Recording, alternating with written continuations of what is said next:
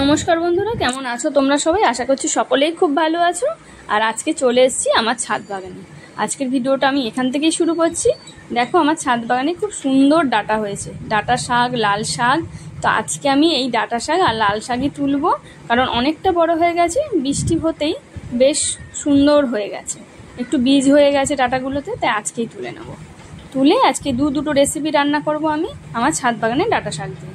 আর এখানে একটা কেটেও এই যে বড় বড় ডাঁটা, আর এই যে এখানেও ডাঁটা হয়েছে প্রচুর, এগুলো ফুল হয়ে যাচ্ছে, অনেক বীজ হয়ে গেছে। এই যে আজকেই এগুলো তুলে নেব, না হলে আর খাওয়া যাবে না।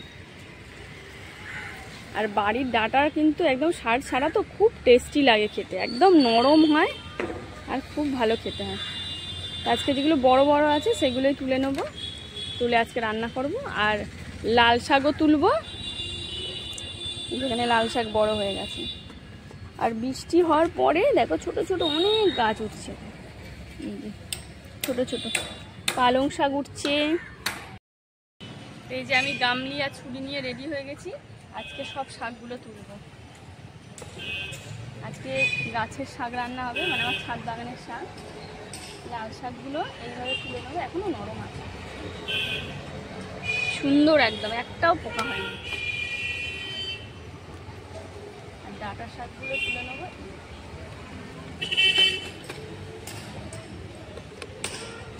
ডাঁটা শাকগুলো তুলে নেবো। আর জল আছে বলে তাড়াতাড়ি, মাটি একদম নরম, তাড়াতাড়ি তুলে যাচ্ছে। সরু সরু খুব সুন্দর শাক, আর নরম নরম ডাঁটা।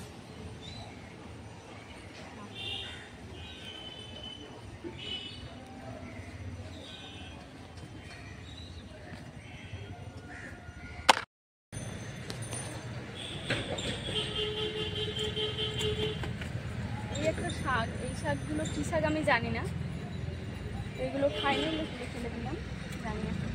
আর এই ডাঁটাগুলো দেখো কত বড় বড় হয়েছে, এগুলো একদম তুলে নিই।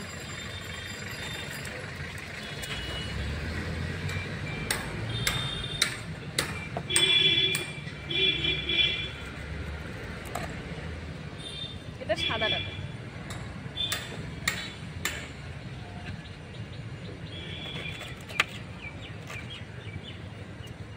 অনেক ডাঁটা হয়েছে, মানে এখনো আমার 2-3 দিন লাগবে খেতে।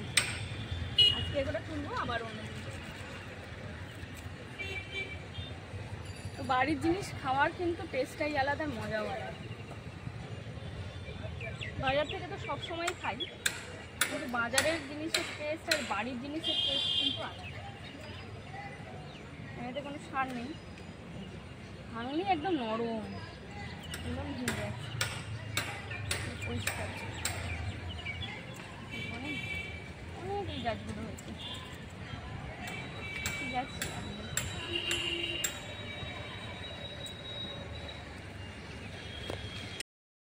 এই লাল শাকগুলো শুধু তুলবো, ডাঁটা তুলবো না, ডাঁটা অনেক হয়ে গেছে, লাল শাকগুলো বীজ হয়ে যাচ্ছে, ভাঙলেই একদম নরম।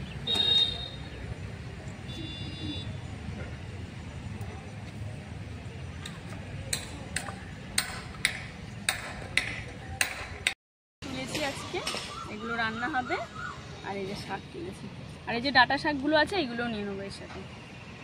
আজকে আর শাক তুলবো না, এ কটাতেই হয়ে যাবে।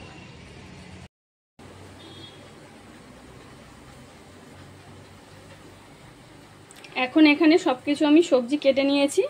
এই যে ছাদ থেকে যে নোটে শাকগুলো আর লাল শাকগুলো এই যে নিয়ে এসেছিলাম, কেটে ধুয়ে পরিষ্কার করে নিয়েছি। আর এই যে রসুন ছাড়িয়ে নিয়েছি, রসুন দিয়ে আজকে ডাঁটা শাকগুলো রান্না করব। আর এখানে সবজি কেটে নিয়েছি, আলু, পটল, ঝিঙে, কুমড়ো, আর এই যে ডাঁটাগুলো সুন্দর করে কেটে নিয়েছি, ধুয়ে নিয়েছি। আর এখানে চিংড়ি মাছ ভেজে রেখেছি। যে কড়া বসিয়ে দিয়েছি, আমি প্রথমেই আজকে চিংড়ি মাছ দিয়ে আর ডাঁটার সবজিটা করে নেব, তারপরে শাকটা রান্না করব।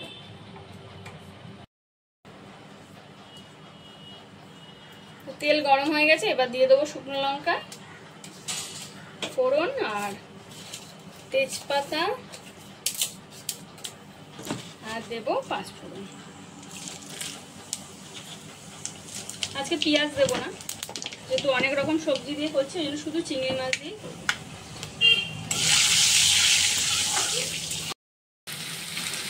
যে ডাঁটা আর সব রকম সবজি দিয়ে আমি একটু ভালো করে ভেজে নিয়েছি। আর দেখো ডাঁটাগুলো এখনই অনেকটা নরম হয়ে গেছে, একদম কচি ডাঁটা। এবারে দেবো এই যে জিরে বাটা,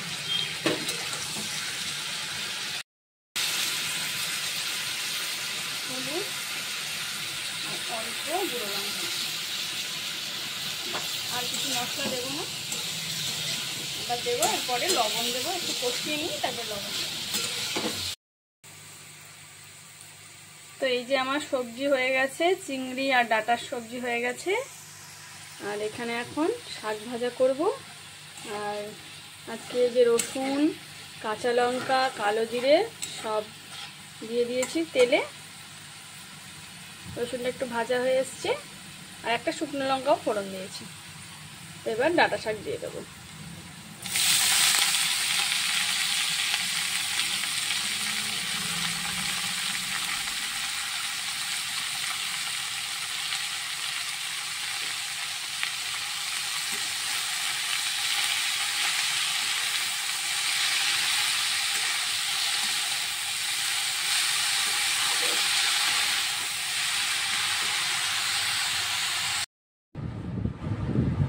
তো এই যে আজকে আমাদের ছাদ বাগানের শাক, ডাঁটা শাক, আর এখানে হচ্ছে এই যে ডাঁটার সবজি।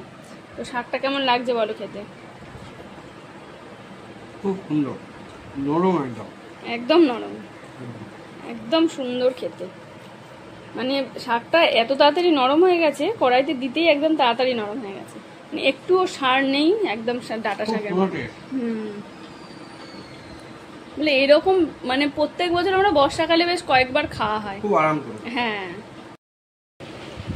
এই পাশে একটু দিই, এ বলো তোমার ডাঁটাগুলো কেমন হয়েছে?